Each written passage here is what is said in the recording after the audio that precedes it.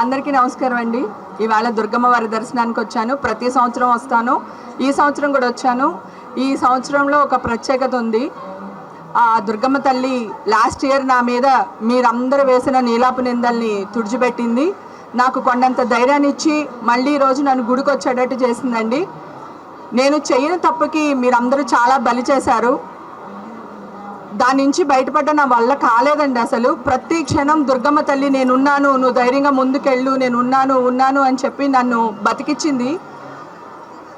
ఎన్ని జన్మలు ఎత్తినా ఈ కనకదుర్గమ్మ వారి ఆశీస్సులను కానీ ఆవిడిచ్చిన అండదండలు కానీ మర్చిపోలేనండి. చాలా థ్యాంక్స్. మీ అందరినీ మళ్ళీ ఇలా కలుసుకుని మాట్లాడుతున్నందుకు ఆనందంగా ఉంది. ప్లీజ్ దయచేసి మీరు ఏదైనా న్యూస్ వేసేటప్పుడు నిజాలు తెలుసుకుని వేయండి. మీరందరూ చాలా పెద్దవాళ్ళు, గొప్పవాళ్ళు, చదువుకున్న వాళ్ళు, సంస్కారవంతులు. ప్లీజ్ ఈరోజు గుళ్ళో ఉండి చెప్తున్నాను, నేను ఏ తప్పు చేయలేదండి. ఓకేనా? Thank you sir, thank you. అమ్మవారిన శత్రు బాధ నశించాలని కోరుకున్నానండి. శత్రువుల నుంచి నన్ను కాపాడమని కోరుకున్నాను. ఓకే, థ్యాంక్ యూ అండి, థ్యాంక్ యూ. మిత్రులు ఉన్నట్టే శత్రువులు కూడా ఉంటారు కదా సార్. మీరు నాకు ఎంత మిత్రులో మీరు కూడా అంతే కదా సార్. అందుకని కోరుకున్నాను సార్, శత్రువుల మీద విజయం సాధించాలని కోరుకున్నాను.